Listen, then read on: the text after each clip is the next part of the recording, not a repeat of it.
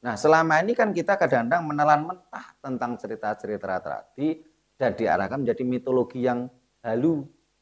Padahal ini adalah ilmu pengetahuan. Bagaimana Empu Barada membangun sungai untuk penanganan prabencana, termasuk bencana konflik antara sesama putra dari Airlangga. Ini, tetapi kalau hal semacam itu kita telan mentah, akhirnya yang terjadi kan halusinasi. Wow, Empu Barada bisa terbang membawa kendi dikucurke terus menjadi sungai. Ini kan menjadi halusinasi. Seperti halnya cerita mitologi bagaimana Bandung Bondowoso membangun 1000 candi. Kalau dibawa ke mitologi yang halu, akhirnya bangsa ini tetap menjadi bodoh gitu.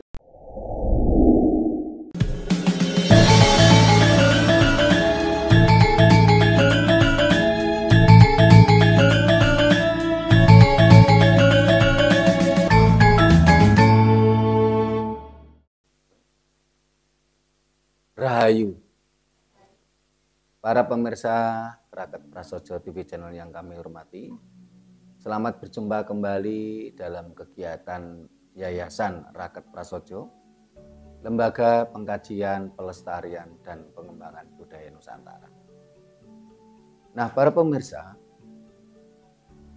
beberapa waktu yang lalu, kita bangsa ini mengalami kemarau panjang.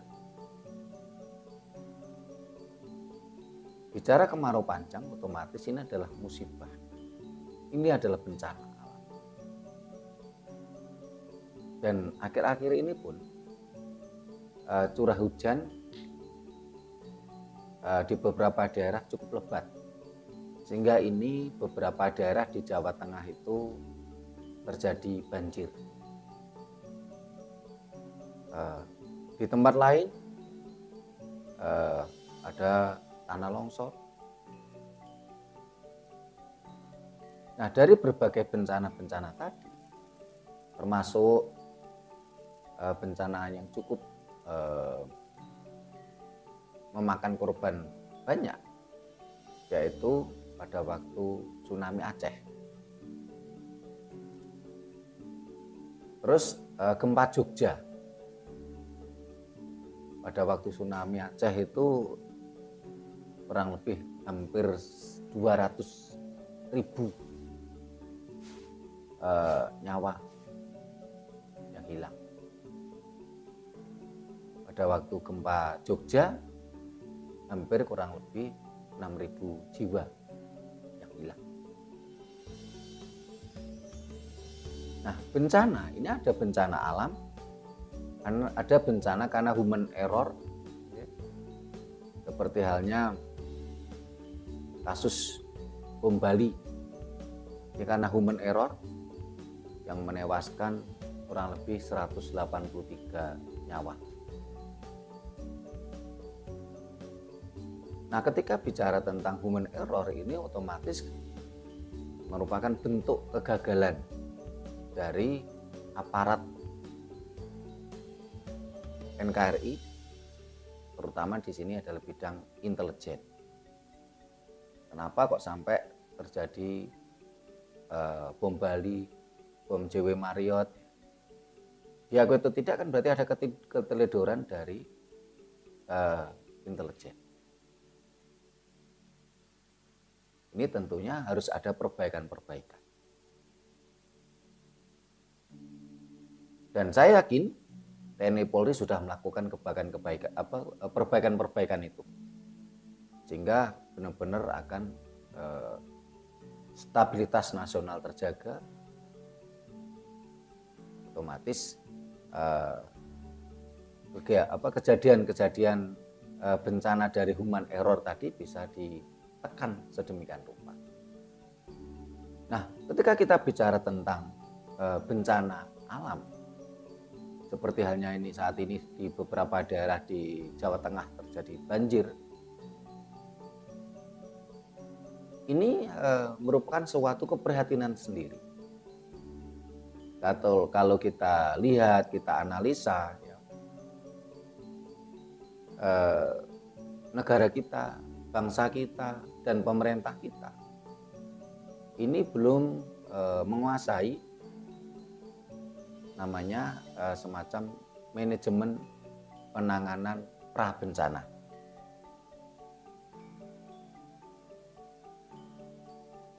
Sementara sekian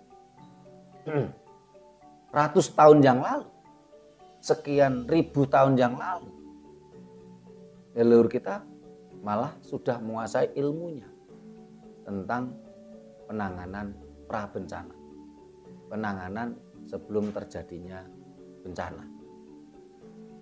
Kalau penanganan pasca bencana untuk saat ini, dalam satu sisi kita prihatin karena terjadi bencana yang membawa korban saudara-saudara kita sebangsa dan setanah air.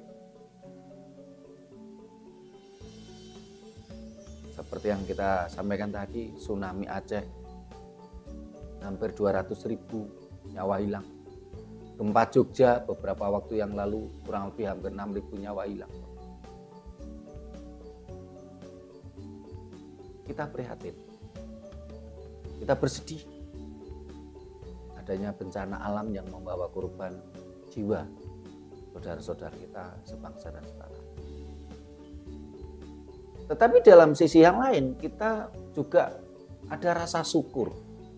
Loh, kenapa ada bencana alam kok kita malah syukur? Kita bersyukur karena di situ muncullah rasa kesetiakawanan sosial nasional. Ketika terjadi bencana alam, ini semua elemen masyarakat gotong royong membantu saudara-saudara kita yang mendapatkan, yang terdampak bencana alam tadi. Ternyata jiwa-jiwa kesetiakawanan sosial nasional begitu cukup tinggi. Waktu itu bantuan datang dari pemerintah, bantuan datang dari sektor swasta, walaupun juga ada bantuan dari luar negeri.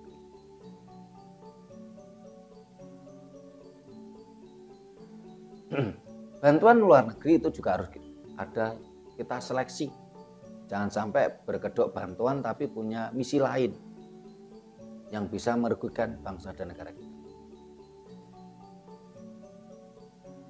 Tetapi partisipasi, gotong royong, rasa kesetiakawanan sosial nasional dari masyarakat kita, saudara kita sebangsa dan setanah air, ini cukup disyukuri, cukup diacungi jempol dari sektor dari kalangan swasta, kalangan pengusaha, kalangan dari pemerintah. Ini luar biasa. Berarti jiwa-jiwa itu masih cukup kuat di antara di hati nurani bangsa. Penanganan pasca bencana alam ini banyak indikator begitu kuat jiwa-jiwa kesetiakawanan sosial. Walaupun di sana juga ada beberapa titik lemah. Contoh adanya bencana alam beberapa waktu yang lalu. Ini pemimpin itu tidak sigap, tidak terus responsif, tetapi agak lama mereka merespon. Itu juga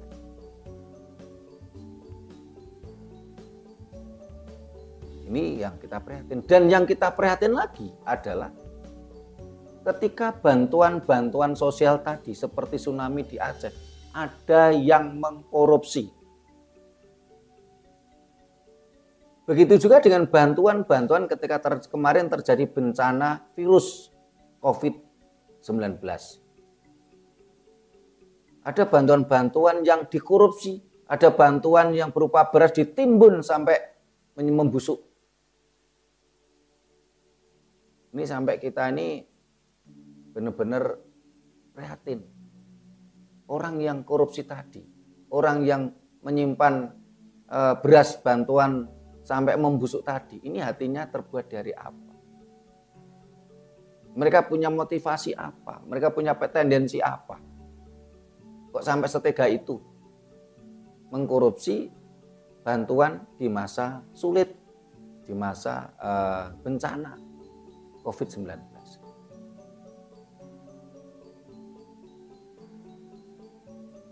Apakah jiwa-jiwa kemanusiaannya sudah hilang sampai tega melakukan itu?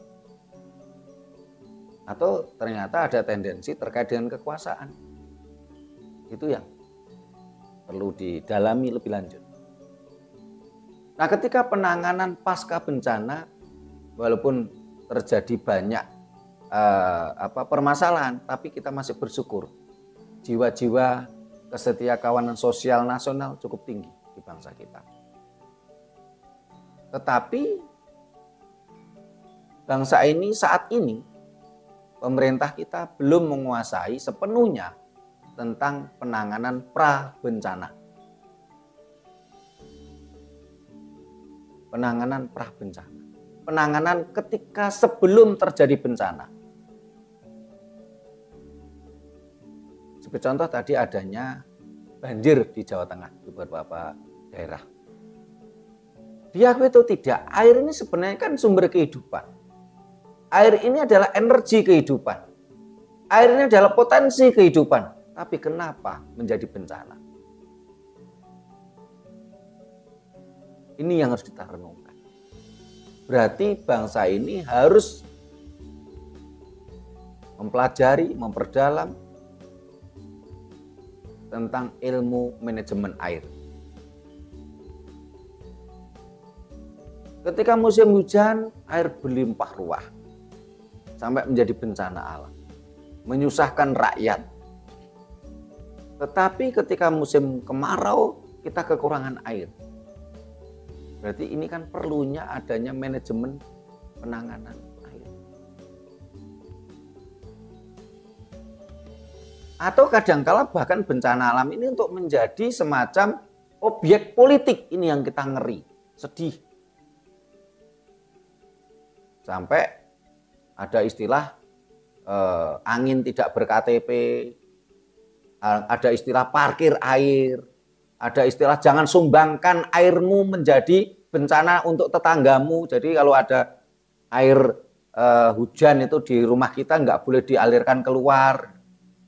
Ini menjadi istilahnya bencana menjadi sesuatu yang berpotensi politik. Yang seharusnya di situ adalah munculnya jiwa-jiwa kesetiakawanan sosial nasional, jiwa-jiwa kemanusiaan, bukan menjadi dibelokkan menjadi ranah politik demi kekuasaan, demi ambisi pribadi ataupun kelompok.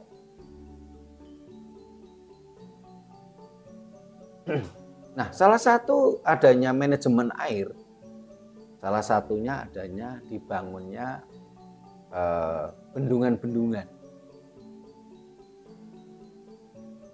Ini yang termasuk manajemen air.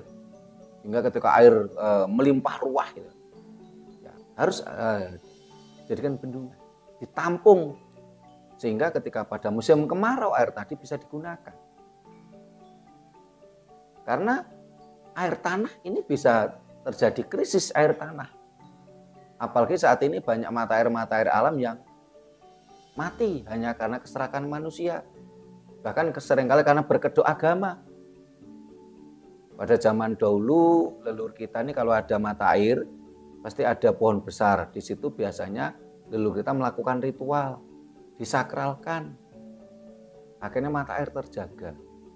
Tapi banyak orang yang karena berkedok agama, mereka menganggap orang yang ritual mensakralkan pohon besar di mata air dianggapnya itu bertentangan dengan keimanan mereka, bertentangan dengan agama mereka. Akhirnya pohon-pohon besar tadi dibantai, pohon besar tadi ditumbangkan, dipotong.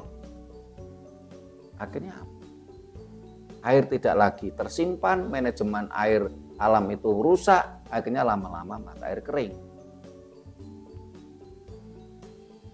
bangsa ini masih lemah dalam program penanganan pra bencana. Sehingga coba akan kita kupas, akan kita bahas bagaimana seharusnya pemerintah ini dan masyarakat pada umumnya ini menguasai sebuah permasalahan, memiliki solusi, mempelajari tentang sebuah manajemen penanganan pra bencana. Ini di Sanggar Budaya Rakyat Prasojo ada Mas Anton, terus Pak Ismenati beserta istrinya Bu Wati. Ada yang mau ditanyakan nih, siapa dulu nih yang mau nanya? Ya, Mas Anton, yang punya ide tema ini kan Mas Anton, silakan. Rahayu, ya, Rahayu Mas Anton. Mengenai pra bencana alam, apakah ada langkah-langkah antisipasi sebelum terjadinya bencana itu? Ya. Misalnya banjir atau gunung meletus atau yang lainnya. Ya. Mohon penjelasannya. Ya, terima kasih Mas Anton. Bu Wati sama Pak Ismenati, silakan pertanyaan. Monggo, silakan. Rahayu. Ya, Rahayu. Ini mungkin seperti yang dikatakan oleh Romo tadi ya, pra bencana yaitu menyikapi adanya mungkin yang di pinggir-pinggir laut itu yang ada tsunami besar gitu, mungkin hanya itu yang saya penanganannya dan supaya terjaga gitu, hanya itu. Terima kasih Pak Ismenati. Bu Wati silakan tanyakan. J? Belum. Nah, Mas Anton tadi bertanya bagaimana menangani, bagaimana manajemen tentang penanganan pra bencana. Tadi sudah saya sampaikan bahwasanya ketika saat ini yang terjadi banjir di beberapa daerah di Jawa Tengah, kita harus paham, air ini kan sebenarnya sumber kehidupan. Semua orang tidak bisa lepas dengan air, ya manusia, hewan, bahkan tumbuhan. Air adalah sumber kehidupan. Sehingga sangat terasa aneh kalau air menjadi bencana. Seharusnya manusia memahami tentang penanganan pra bencana terkait air. Air ini menjadi sebuah potensi. Tadi saya sampaikan bahasanya bagaimana memanage air. Salah satunya dengan bendungan. Sehingga ketika air melimpah ruah karena musim hujan, ini harus ditampung seharusnya. Karena air hujan ini adalah air tawar dan ini adalah akan menjadi air tanah. Ini adalah sebuah potensi. Bahkan air tanah itu bisa krisis. Ketika banyak mata air mati, air tanah kan lama-lama krisis. Kalau air tanah krisis, lah manusia lama-lama mau minum apa? Apalagi saat ini saya lihat banyak mata air yang mati karena ulah-ulah manusia serakah. Entah itu karena berkedok ekonomi maupun karena berkedok agama yang menjadikan mata air itu mati. Kejujuran kita lah yang di sini dipertanyakan. Nah, kalau mata air mati, air tanah itu krisis, sangat berbahaya sekali. Bangsa ini bisa punah. Bangsa ini bisa saling bunuh-membunuh untuk merebutkan air.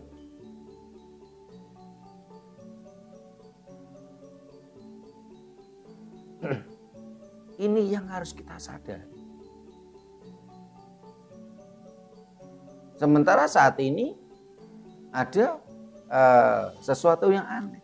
Di dalam Undang-Undang Dasar kita, itu kan tanah, air, dan udara dikuasai negara untuk dimanfaatkan sebesarnya untuk kesejahteraan rakyat. Tapi saat ini banyak mata air kita, banyak air kita dikuasai oleh kapitalis yang notabene bahkan pemilik asing. Loh, ini kan air-air kita, ya, milik kita. Tapi yang menjual bangsa lain, dijual kepada kita, itu air yang di botol itu kan saat ini harganya mahal-mahal itu. Padahal itu air sumber milik kita. Nah, ini seharusnya kan pemerintah, pemegang kebijakan kan sadar diri loh. Jelas kan Undang-Undang Dasar kita berbunyi tanah, air dan udara dikuasai negara untuk sepenuhnya dimanfaatkan sebesar-besarnya untuk kesejahteraan rakyat. Tapi banyak air kita, banyak mata air kita saat ini dikuasai oleh perusahaan-perusahaan besar. Ketika saya lihat ini perusahaan asing, mereka menjual air kita kepada kita dengan harga tinggi. Dan kenapa pemerintah diam saja? Ini kan sesuatu yang aneh. Bahkan air tadi kalau saya lihat ini bisa-bisa lebih mahal loh daripada bahan bakar. Lebih mahal loh daripada sembako.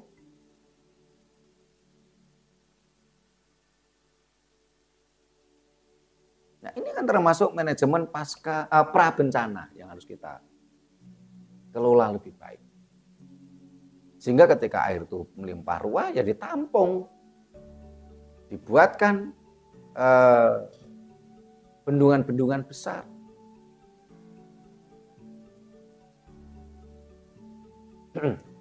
Kalau tujuannya baik, tentunya terus pendekatan kepada masyarakat baik, tentunya masyarakat yang terdampak lokasinya dijadikan bendungan, saya rasa bisa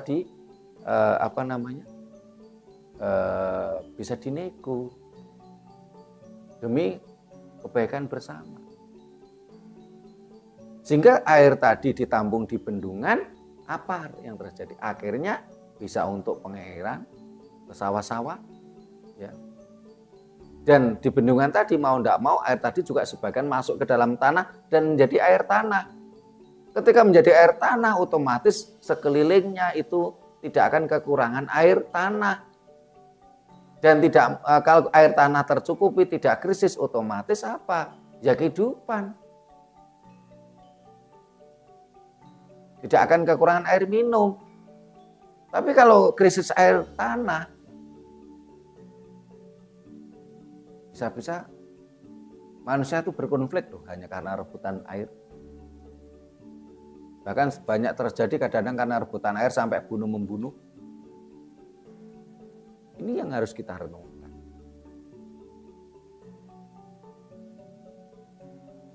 Di sisi lain, air itu adalah potensi kehidupan, tetapi akan menjadi bencana karena kita tidak mampu memanage penanganan pra bencana. Kita tidak mampu memanage air tadi menjadi sebuah keuntungan yang baik untuk kemaslahatan. Malah menjadi bencana.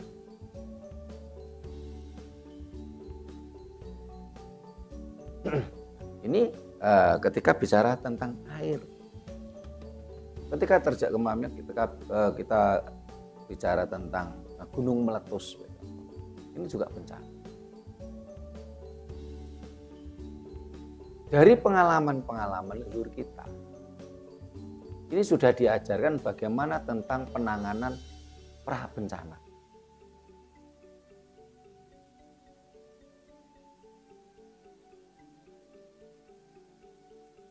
Tentang air tadi,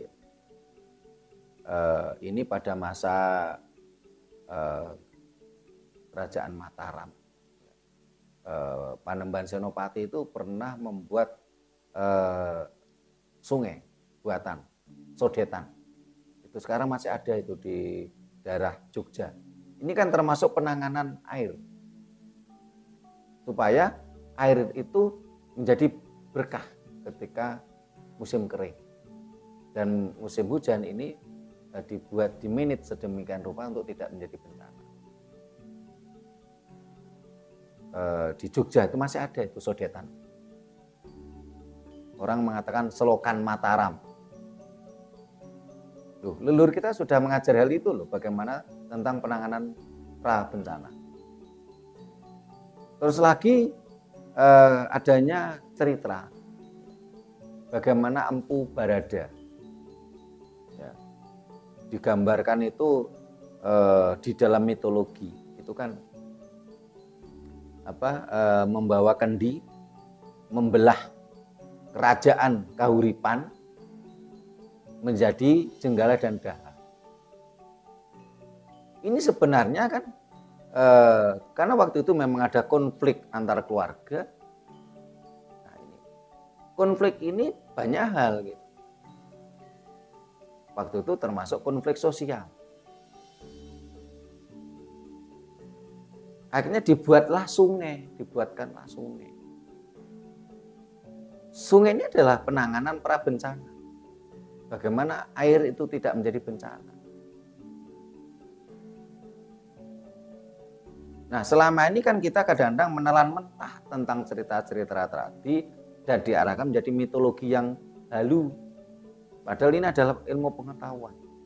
Bagaimana Empu Barada membangun sungai untuk penanganan pra bencana, termasuk bencana konflik antara sesama putra dari Airlangga. Tetapi kalau hal semacam itu kita telan mentah, akhirnya yang terjadi kan halusinasi. Empu Barada bisa terbang membawa kendi dikucurke terus menjadi sungai. Ini kan menjadi halusinasi. Seperti halnya cerita mitologi bagaimana Bandung Bondowoso membangun 1000 candi. Kalau dibawa ke mitologi yang halu, akhirnya bangsa ini tetap menjadi bodoh gitu loh. Padahal ini kan ilmu pengetahuan, ini peradaban. Bagaimana Empu Barada membuat saluran air, membuat sungai untuk penanganan pra bencana. Bencana alam maupun bencana konflik antar saudara.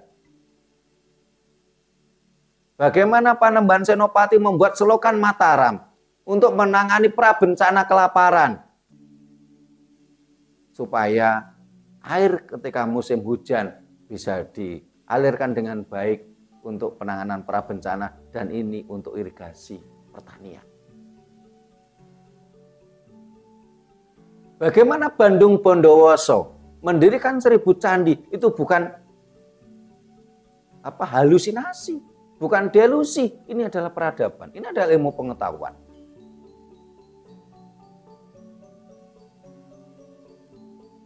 Jangan ditelan mentah menjadi cerita mitologi yang penuh halusinasi. Ini adalah pengetahuan, ini adalah peradaban. Karena apa? Karena candinya ada kok. Candinya ada, bangunannya ada, secara fisik ada. Berarti itu adalah peradaban, itu adalah pengetahuan.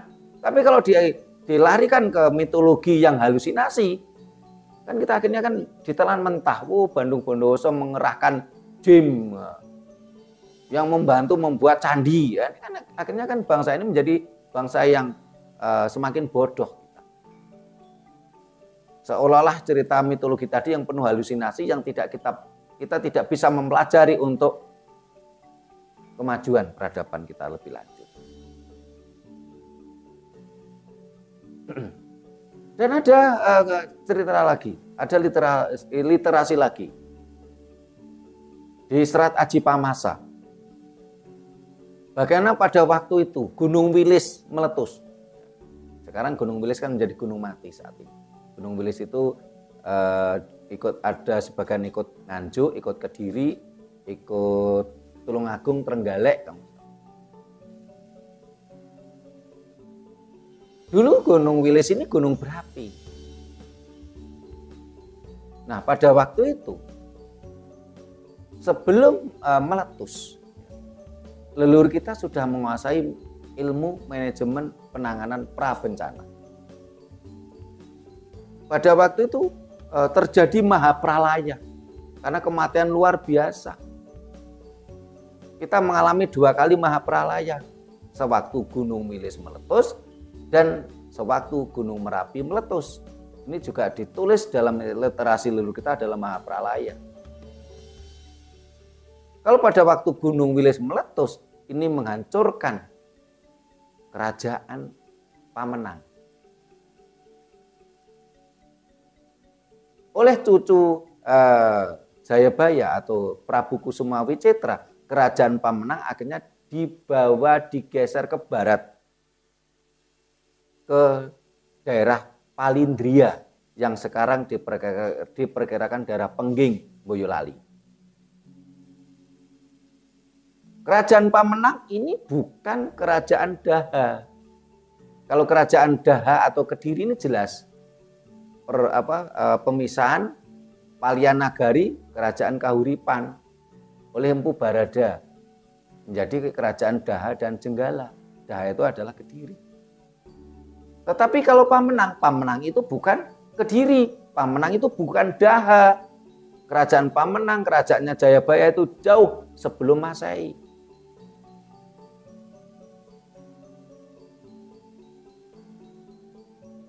Kerajaan Pamenang hancurnya adalah ketika terjadinya Mahapralaya Gunung Wilis meletus. Pada waktu Gunung Wilis meletus itu bersamaan dengan Pulau Madura pisah dengan Pulau Jawa. Sehingga kalau kita lihat di peta, antara Tanjung dan Teluk, Pulau Madura dan Pulau Jawa itu seperti pasel. Kalau disambungkan, dihubungkan itu persis. Karena memang dulu Pulau Madura dan Pulau Jawa itu adalah satu. Nah, pada waktu itu ditulis di serat Aji Pamasa, diceritakan bagaimana Prabu Kusumawicitra ini membentuk tim namanya tim Wirabaya. Tim Wirabaya diajari ilmu. Bagaimana dia mampu berkomunikasi dengan alam semesta.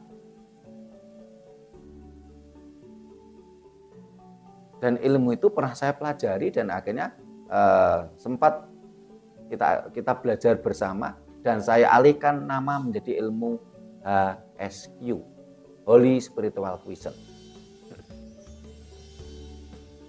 Bagaimana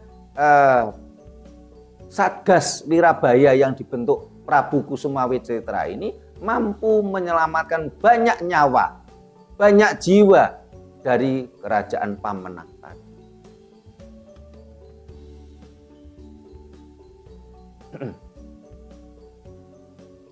Akhirnya apa? Kerajaan Pamenang tidak bisa lagi ditempati karena hancur lebur.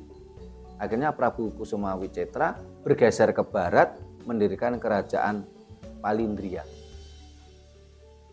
Kerajaan Palindria saat ini diperkirakan daerahnya daerah Pengging, Boyolali. Begitu juga ketika Gunung Merapi meletus oleh Empu Sinduk, ya, ini bergeser ke timur menjadi kerajaan Medang Kamulan. Medang Kamulan akhirnya menjadi kerajaan Kahuripan.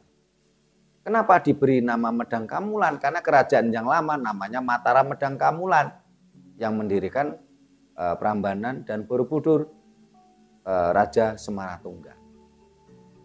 Bangsa ini harus banyak belajar sejarah. Leluhur kita sudah memiliki banyak ilmu tentang manajemen penanganan prabencana. Tapi saat ini bangsa kita nampaknya belum berpikir ke sana. Saat ini baru ada namanya manajemen penanganan pasca bencana. Penanganan sesudah terjadi bencana. Nah, seharusnya kan kita juga mempelajari bagaimana manajemen penanganan prabencana. Ya, mudah-mudahan dengan apa yang kita sampaikan di video ini, di konten ini menggugah banyak pihak, terutama para pemegang kebijakan untuk mempelajari hal ini. Manajemen penanganan prabencana. Untuk meminimalisir banyaknya jatuh korban jiwa.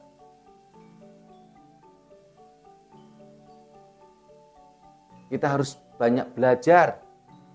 Jangan sampai tsunami Aceh terulang dengan korban hampir 200.000 nyawa.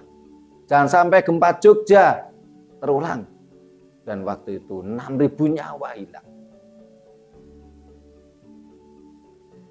Jangan sampai terjadi banjir bandang seperti saat ini di Jawa Tengah yang merugikan sekian miliar kekayaan rakyat kita. Kalau ada banjir bandang, kalau saya lihat akhir-akhir ini baru merugikan materi, Tapi ada juga yang beberapa waktu yang lalu ada berita sampai nyawa hilang.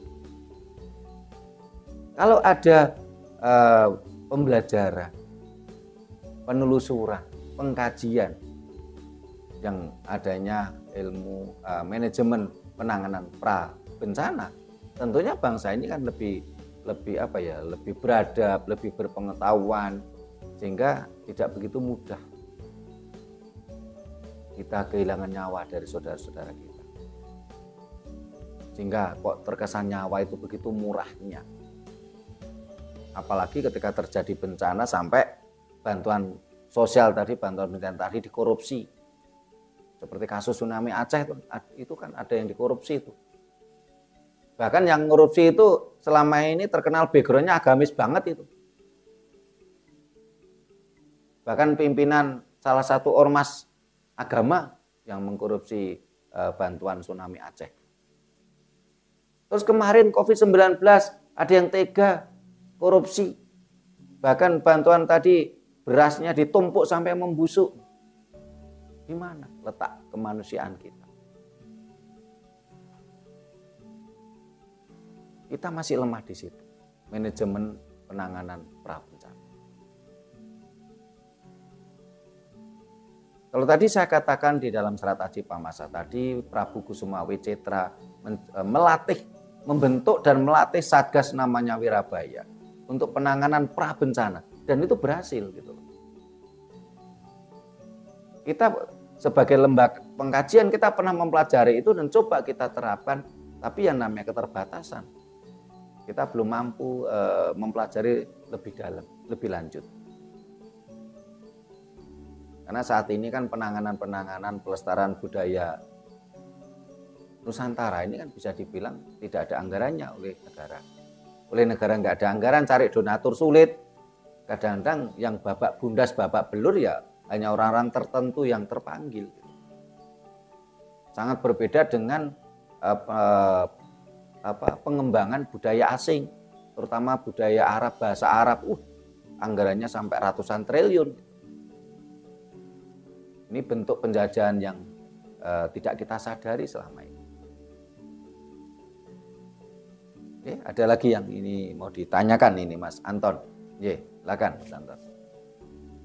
Bagaimana dengan adanya sumur artesis, sumur bor merusak alam? Mohon pencerahan. Terima kasih Mas Anton. Pak Ismanati ditanyakan? Tadi Pak Ismanati sudah saya jawab nih pertanyaan. Sumur artesis atau sumur resapan. Ini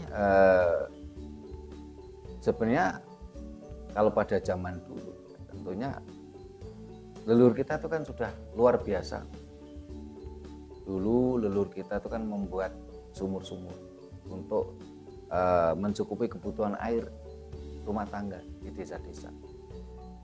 Otomatis itu kan menjadi sumur artesis itu menjadi istilahnya air hujan itu kan menjadi air tanah. Tapi ketika sumur artesis tadi mengambil air sampai sekian ratus meter ke bawah, ya,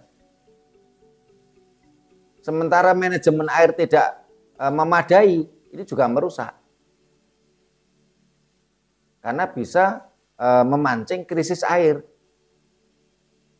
Ini saya lihat juga saat ini banyak perusahaan-perusahaan besar yang mencoba mengambil air tanah. Dan ini seringkali kadangkala kedalamannya merusak. Sehingga kalau ada sebuah perusahaan besar mencoba ngebor air artesis begitu dalam, itu masyarakat sekitarnya kadang-kadang kesulitan air. Apalagi manajemen air di suatu lingkungan tadi buruk. Karena banyak, mohon maaf, jalan-jalan yang diaspal, jalan-jalan yang dicor. Jalan yang diaspal, jalan yang dicor ini kan menghambat resapan air. Yang menjadikan juga begitu mudahnya adanya banjir. Ini juga harus dipikirkan.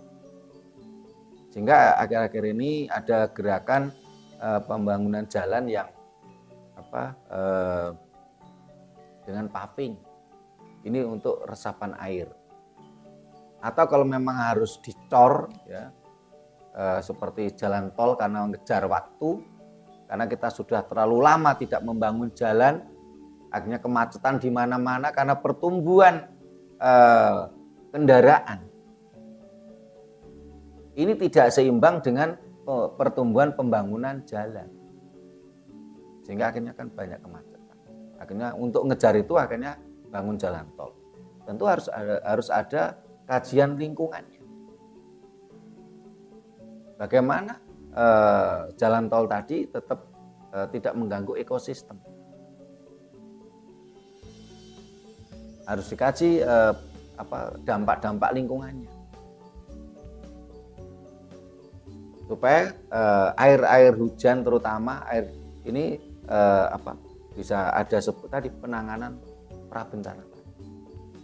Jangan sampai hanya karena kita mengejar kebutuhan istilahnya jalan tol terus akhirnya menjadi kekeringan karena manajemen airnya tidak memadai. Itu kalau untuk sumber arteris, Mas. Jadi leluhur kita sudah memberi contoh, tapi ketika banyak perusahaan-perusahaan besar mengambil air tanah, air artesis dengan kedalaman yang ekstrim, akhirnya juga merusak alam, merusak lingkungan. Harus ada kajian lebih dalam. Ada lagi ditanyakan Mas Anton? Masih ada? Bagaimana orang Jawa dulu kalau mengetahui ada gempa, sebelum ada gempa itu mereka katanya sudah tahu. Ilmu apa yang dipakai? Terima kasih Mas Anton. Pak Ismanati, Bupati ada yang ditanyakan? Tadi saya sampaikan pada waktu sebelum meletusnya Gunung Wilis, itu maha dahsyat itu, sehingga dikatakan maha pralaya.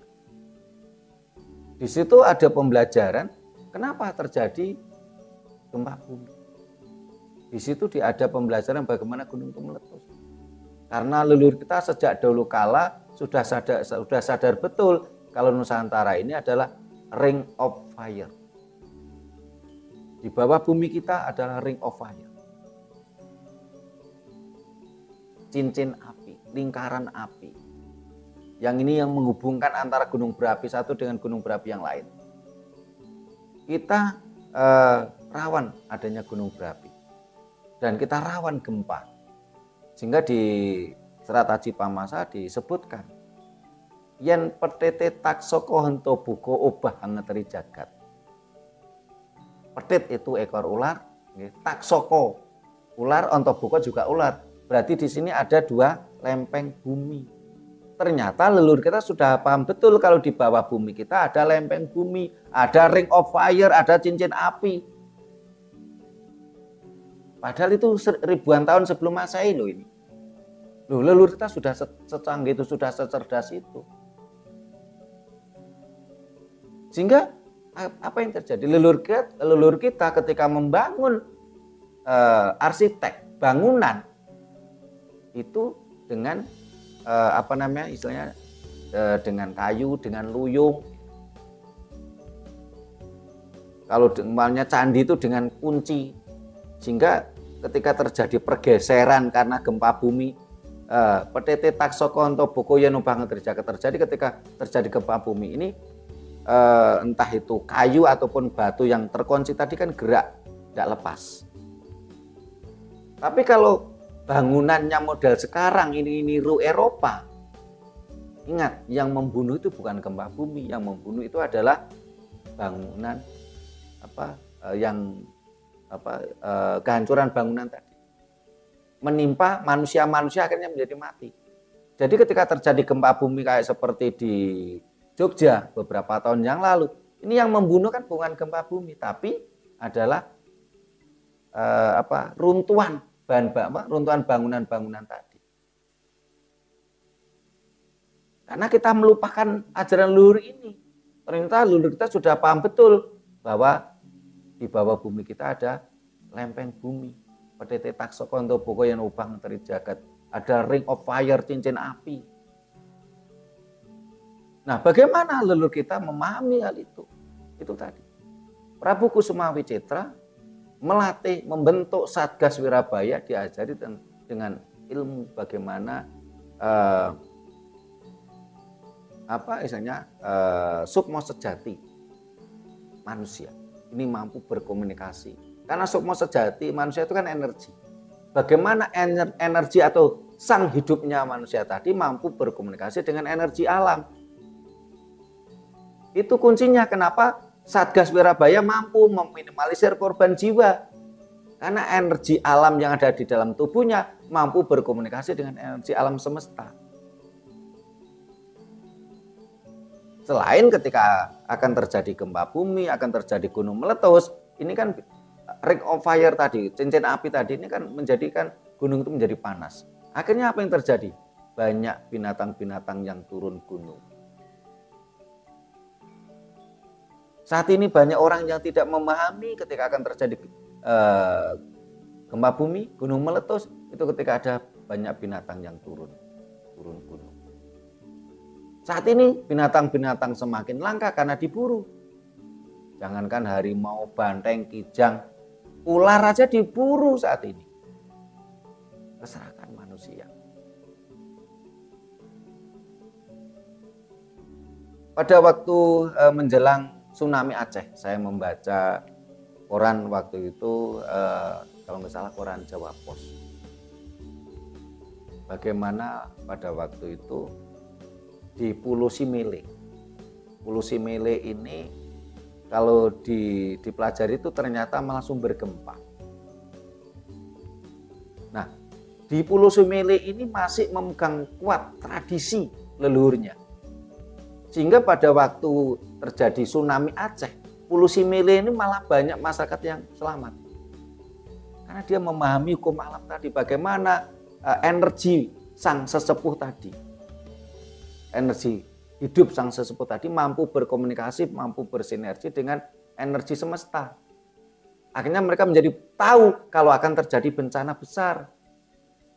Pulau Simele selamat pada waktu itu semua masyarakatnya. Yang hancur kan malah Aceh yang di daratan.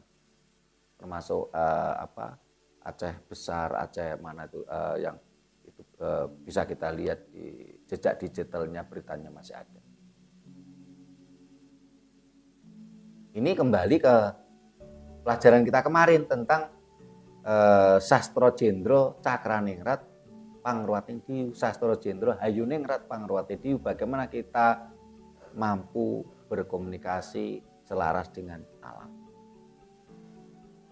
Sastro itu adalah tulisan alam, Jendro Cetha,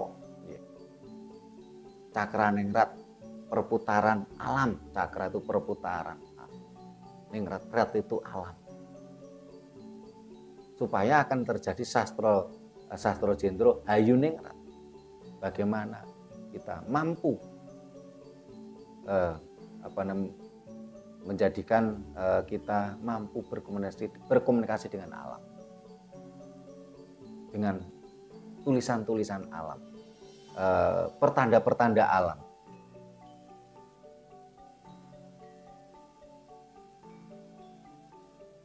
Perkara ada yang mengartikan Sastro Jendro Cakraningrat Pangruwating Diyu atau Sastro Jendro Hayuningrat Pangruwating Diyu dengan pakem tersendiri, ya silakan.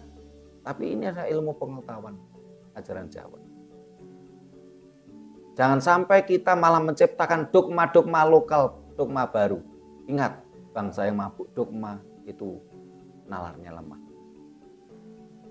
Jangan sampai bangsa ini terus-menerus mabuk dogma, entah itu dogma Dayoh ataupun dogma lokal. Bangsa ini tidak akan maju dengan cara itu. Ini bagaimana kita harus mampu bersinergi dengan alam, kita mampu berkomunikasi dengan alam, sehingga akan kita ketahui. Dan ini termasuk pengetahuan, ilmu-ilmu pengetahuan tentang penanganan prabencana. Sehingga akan terjadi bencana itu leluhur kita sudah tahu, karena komunikasi alam, membaca pertanda alam, Sastro Jendro Hayuningrat Pangruwating Diyu yang kemarin kita bahas. Jadi ada yang lagi ditanyakan? namanya bencana alam, apa termasuk alam itu memperbarui diri. Nggih. Nggih. Berarti Pak Asman ada yang ditanyakan? Nggih. Ya. Bencana alam itu kan menurut versi manusia. Tapi sebenarnya alam itu memang memperbarui diri.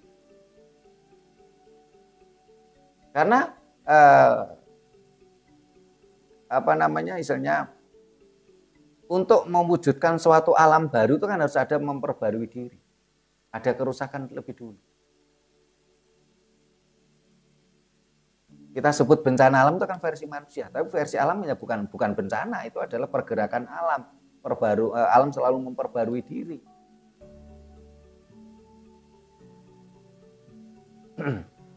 Dan selamanya akan seperti itu. Alam akan terus memperbarui diri karena kadangkala dipicu oleh keserakan manusia. Nah, ketika alam memperbarui diri tadi menjadikan manusia mengatakan bencana alam dan menjadikan jatuh korban, yaitu karena kesalahan manusia sendiri, karena keserakan, karena human error. Kadang-kadang karena ketidakmampuan manusia tadi membaca tanda-tanda alam. Dan anehnya seringkali ini menjadi bahan-bahan politisasi, bahan-bahan ketika berbau agama kan banyak yang disalahgunakan. Kalau yang kena bencana alam tadi saudaranya yang seiman katanya Tuhan, ujian Tuhan. Tapi kalau yang dapat bencana alam tadi itu tidak seiman katanya azab Tuhan. Ini kan sesuatu yang kalau seperti ini kan menjadi dogma yang tidak mungkin kita pelajari gitu. Karena kita mabuk dogma, kita terkungkung dalam satu kotak.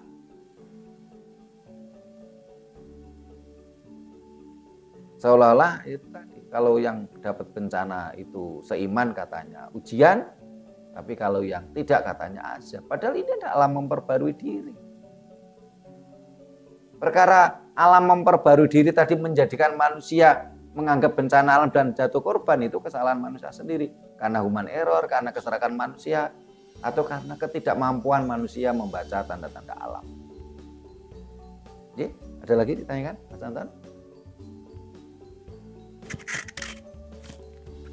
Mengenai gunung Kakak tahu Yeah. sama gunung Tambora kan paling dahsyat sedunia kayak. Bisa dijelaskan?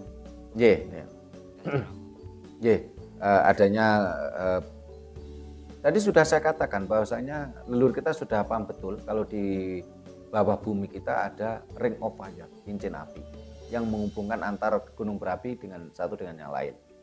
Leluhur kita sudah paham betul kalau di bawah kita juga ada lempeng bumi yang di sastra dikatakan yen petete taksoko dopuko upah hal ngeteri jagat.